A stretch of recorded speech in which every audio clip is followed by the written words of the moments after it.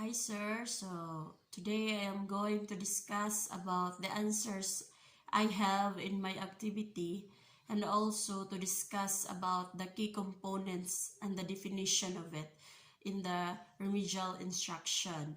So first, why is curriculum important?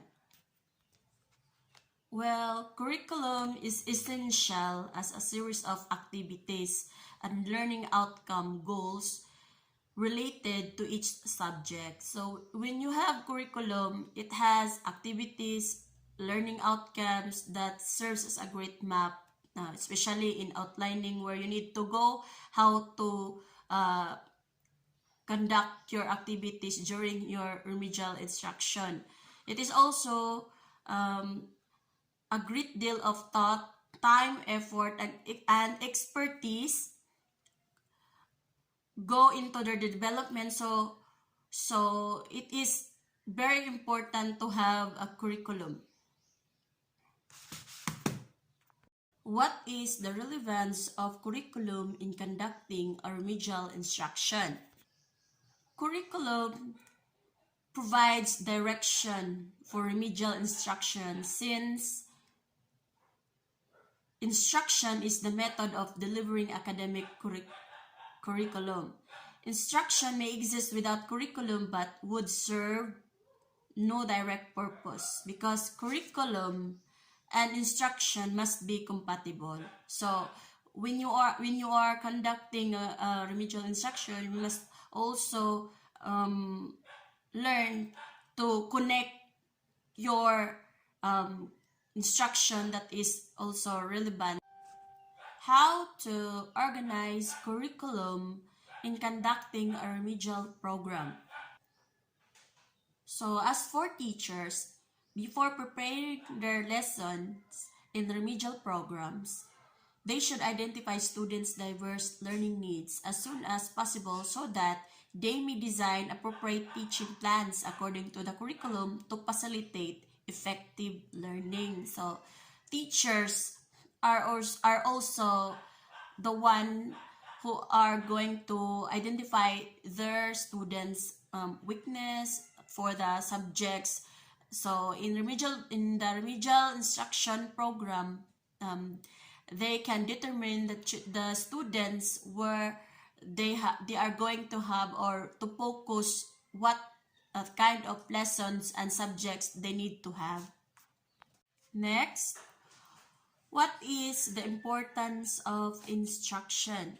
So instruction is important to make tasks simpler, to ensure things are done effectively, to eliminate confusion, and to save time. When instructions are properly followed, things work well. So when you have a good instruction, so the tasks that you will be given to the students may be simpler to them.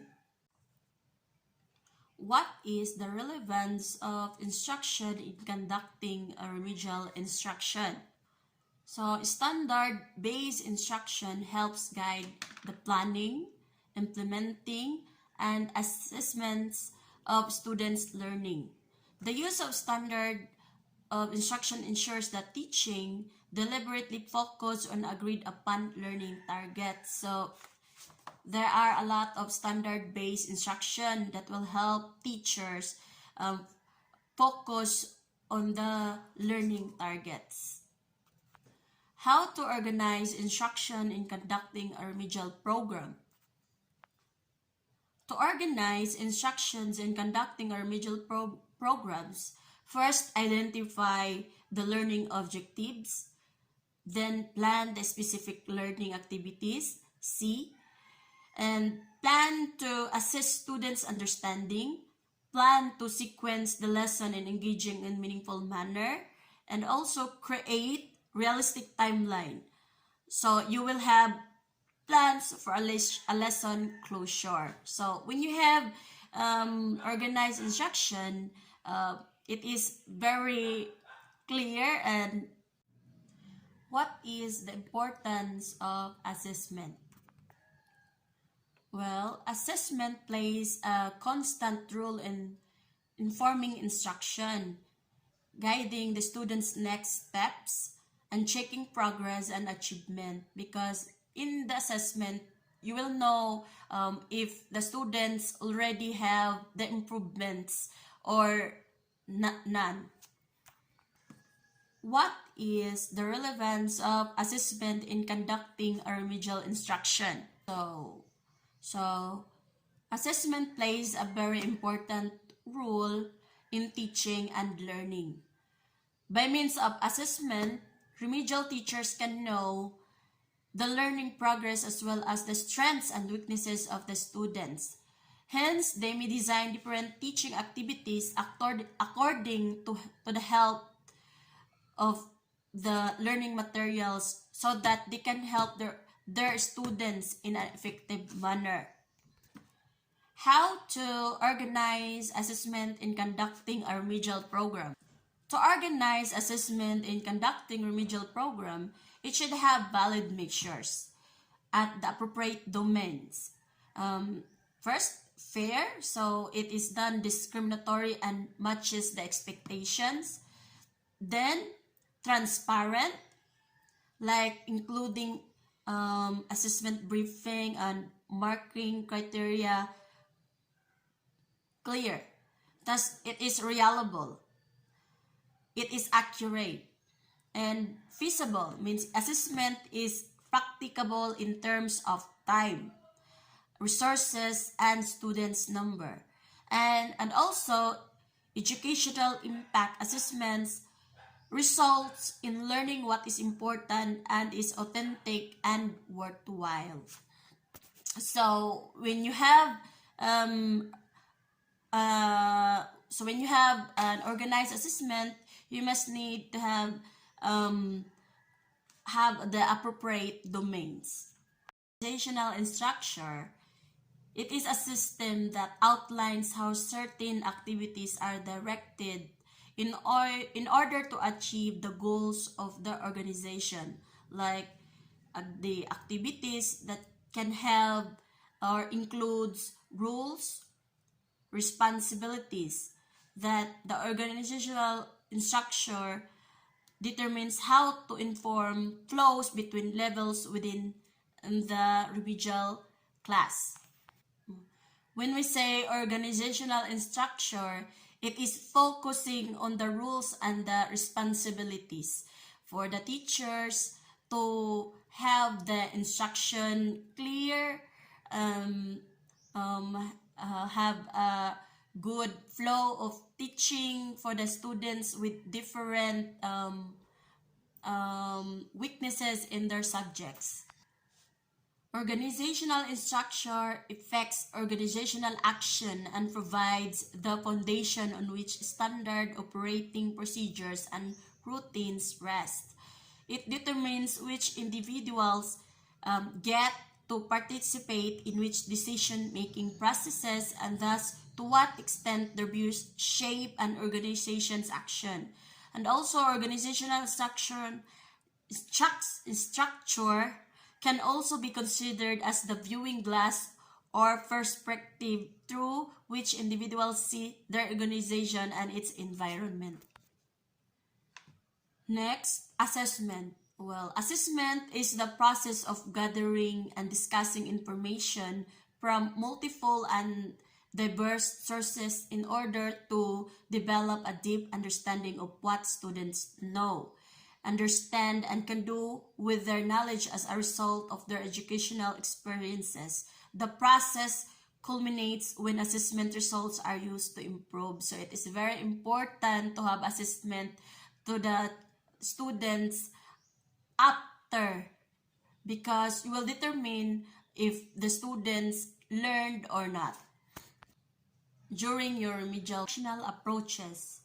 When we say instructional approaches, it is the strategies can be classed as direct, indirect, interactive, experiential, or independent. The direct instruction strategy is highly teacher-directed and is among the most commonly used. This strategy includes methods such as lecture, didactic, questioning, explicit teaching, practice drill, and demonstration. In instructional strategies, decision-making regarding instructional strategies requires teachers to focus on curriculum, the prior experiences and knowledge of students, learners' interests, students' learning styles, and the developmental levels of the learner. Such decision-making relies on ongoing student assessment that is linked to learning objectives and processes. Next, integrated learning assistance or support. When we say integrated learning systems or support, it means that the teacher allows to discipline or to help students to see how their learning in one subject relates to learning in another. Interdisciplinary approaches in particular involve coordinating activities so that the students see even fewer boundaries between one subject area or another. So in this learning, it strives to provide high-quality learning support in a broad range of disciplines and all levels of the curriculum. A differentiated service model allows the learning commons to serve students according to their individual needs. So, students receive individual and small group tutoring in face-to-face and online formats as well as access to many other physical and online resources. Next is structured advising. So it is to cater to more structured learners tend to have step-by-step guides, often following some kind of patented process the advice giver has invented. For instance, the advice giver might tell you that this is how your story should start. For example, the protagonist is unhappy in their normal life. Second, a stranger from the world outside appears to offer a call to adventure. Then, the protagonist rejects this offer. Then, something disrupts the protagonist's life. Now they can continue as a normal anyway. Then, the protagonist accepts the call to adventure.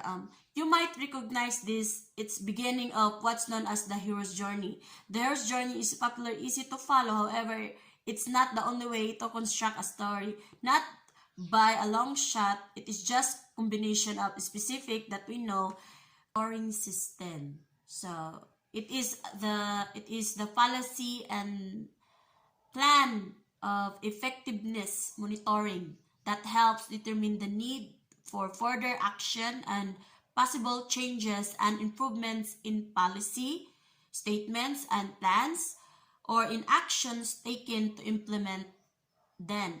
So, policy and plan effectiveness monitoring provides a means of determining how well plans are working practice. It is important because it will help and identifying the most valuable and efficient use for resources. Monitoring together provided the necessary data to guide strategic planning, to design and implementing programs and projects, and to allocate and reallocate resources in better ways.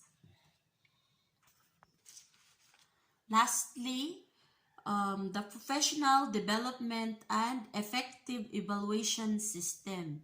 So it is to evaluate educators' effectiveness in crucial to improving the quality of education for students and educators too. By linking the evaluation for educators, it is every employee now has access to quality professional learning experiences aligned with their specific needs, as well as are the district's target goals and effectiveness standards. So it is very important because it will help to build an educational program, assess its achievements, and improve upon its effectiveness. So that's all, and thank you.